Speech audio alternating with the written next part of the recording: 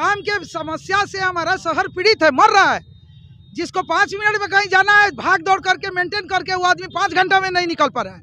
इसके बावजूद भी नेपाली गाड़ी की एंट्री किसने दिया और क्यों दिया? तो हम भी टिक तक जाएंगे नेपाल के, और हमारे ई रिक्शा को भी घुसाया जाए बीरगंज में, और नहीं घुसाया जाए तो फिर हम अपने इंडिया में नेपाली ई रिक्शा को घुसने नहीं देंगे। चाहे इसके लिए हमको जो करना पड़ेगा हम करेंगे। हम नेपाल जाते हैं, हमारी गाड़ी यहीं रोक दी जाती है, रंगदारी किया जाता है, टैक्स वसूला जाता है, उसके बावजूद भी मन होता है तो छोड़ता नहीं, तो कितने बार गाड़ी को सीज कर देता है सब, है ना।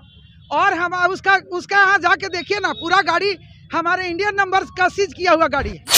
मैं इन दलालों से पूछना चाह रही हूँ, रक्सौल की व्यवस्था के लिए अपना लोग सौतेलापन करता है। यही लोग जब नेपाल जाते हैं तो नेपाल वाले इन लोग के साथ सौतेलापन करते हैं, इसको ही लोग कैसे भूल जाते हैं।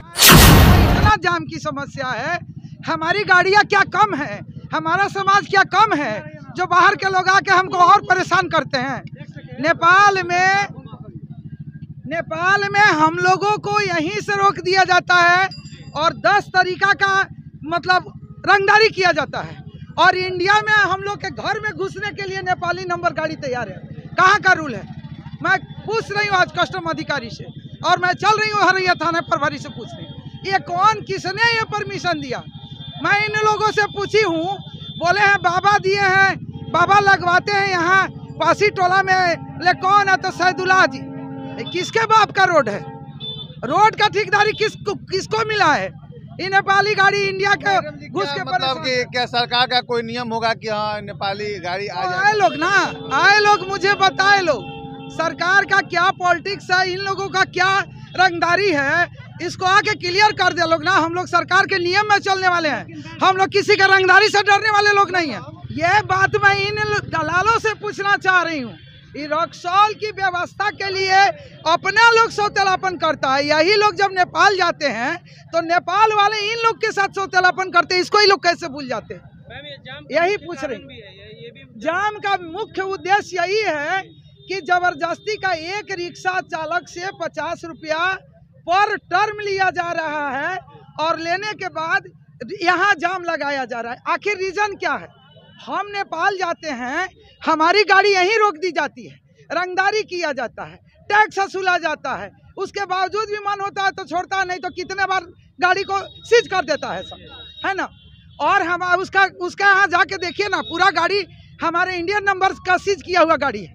और वही लोग, हमारे लोगों को शर्म क्यों नहीं है जो मात्र 50 रुपया में पर हेड गरीबों से पैसा लेके और सड़क की दलाली जिन लोगों के द्वारा हो रहा है। मैं उस आपको किसके बाप का रोड है जो लोग आके रोड को ठेकेदारी कर रहा है, जबरदस्ती नेपाल की गाड़ी घुसा के हमारे समस्या सिस्टम को जाम कर रहा है। 50 रुपये रंगदारी नहीं है, वो तो मतलब कि क्या कहते हैं, स्टैंड का टैक्स है। नेपाली स्टैंड है हमारे यहाँ, नेपाली स्टैंड है कि हम टैक्स लेंगे या देंगे? अच्छा मैम, देखिए बगल में कस्टम है, यहाँ एसएसबी का चौकी है, और इधर हरैया थाना है। तो कहीं ना कहीं हम लोग सब लोग हैं तो हम लोग प्रशासन को गुनहगार मानेंगे। इनके रीजन में रंगदारी हो रहा है तो कहीं ना प्रशासन का हाथ है इसमें। इसका जिम्मेवार हरैया थाना और कस्टम है। बगल में यहाँ देख लीजिए, यहाँ आपके 50-20 कदम पे है ये जो है एसएसबी का कैंप है, यहाँ पे यहाँ पे जो चौकी लगाता है। और ये हमारे इंडिया में ये इसका नेपाली स्टैंड होगा कि इंडियन स्टैंड होगा? मैडम जी, आप लिखित रूप से क्या कस्टम को देंगी?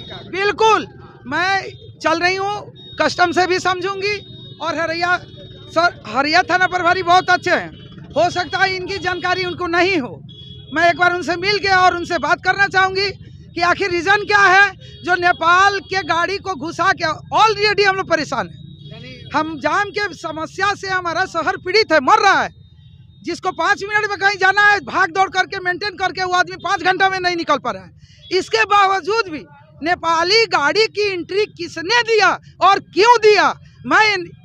देखिए, मैं दलालों से बात नहीं करती हूँ, मैं सुलझी हुई इंसान हूँ। मुझे प्रशासन से बात करनी है कि आखिर किनके द्वारा ये सुविधा दी गई और क्यों दी गई। अगर दी जाए तो उधर से आ रहा है तो इधर से भी जाना चाहिए। और जब ऐसा है तो हम भी टिक तक जाएंगे नेपाल के, और हमारे ई रिक्शा को भी घुसाया जाए बीरगंज में, और नहीं घुसाया जाए तो फिर हम अपने इंडिया में नेपाली ई रिक्शा को घुसने नहीं देंगे, चाहे इसके लिए हमको जो करना पड़ेगा हम करेंगे। अच्छा, एक एक आदमी को नेपाल में टॉर्चर किया जाता है इंडियन नंबर गाड़ी देख कर, और हमारे इंडिया में उसी नेपाली के द्वारा यहाँ भी रंगदारी किया जाता है और वहाँ भी किया जाता है। क्या मतलब बनता है? यहाँ के लोगों को थोड़ा सोचना चाहिए ना, विचारना चाहिए। आखिर हमारे साथ जो नेपाल में किया जाता है उसका रिटर्न हमको तुरंत देना चाहिए ना। तो हमारे शासन इसमें मैडम मौन क्यों है? लगातार पिछले कई वर्षों से इस तरह की घटना हो रही है, आखिर प्रशासन मौन क्यों है? नहीं, इसके पहले मैं रोक दी थी। बहुत लोगों के सहयोग से हम लोगों के इंडियन लोगों के साथ जो नेपाल में रंगदारी किया गया, वो प्रदीप यादव जी जो वहाँ के माननीय हैं, वो आके हम लोगों से माफ़ी मांगे थे और ये आश्वासन दिए थे कि बेटी रोटी का संबंध में कमी नहीं होगा।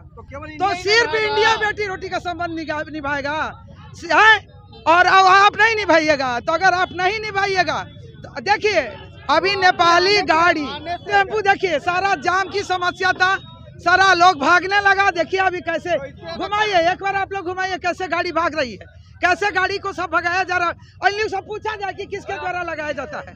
प्लीज इन लोगों से पूछा जाए कि किसके द्वारा यहाँ पे, किसके कहने पे, किसके ठेकेदारी में, किसके रंगदारी में इंडिया को ऑलरेडी जाम से परेशान है, इसके बावजूद नेपाली नंबर को एंट्री करके और रक्सौल की जाम की समस्या को बढ़ावा दिया जा रहा है। किसके द्वारा? भैया नेपाली नंबर के गाड़ी बा जगह रउआ आइल बानी शान से, उन्हें इंडिया के लोग भी शान से जाके जाएंगे ना, इंडिया के भी गाड़ी एंट्री कर देंगे ना नेपाल में। कौन का चाहे? रोटी बेटी का संबंध केवल इंडिया ही निभाएगा कि नेपाल भी निभाएगा? दोनों को निभाना चाहिए, एक को निभाने से थोड़े होगा, दोनों को निभाना चाहिए। मैडम अगर प्रशासन सक्रिय नहीं होता है तो क्या कीजिए? मैं इसके लिए चल रही हूँ, नहीं सक्रिय होगा तो उसके लिए मैं ऊपर जाऊंगी, ऊपर कंप्लेन करूंगी। पहले तो मैं इन लोगों से मिलूं, बात नहीं, बात कीजिए कि मेरे बात को समझे। क्या प्रशासन हवाई मार्ग से जाएगा? प्रशासन को भी इसी सुविधा में जाना आना हो। और बात कीजिएगा। बिल्कुल, मैं हरैया थाना प्रभारी के पास चल रही हूँ और मैं चल रही हूँ, अभी चलिए आप लोग कस्टम चल रही हूँ। मैं उन लोगों से पूछना चाह रही हूँ कि यह जाम का बढ़ावा किसने दिया।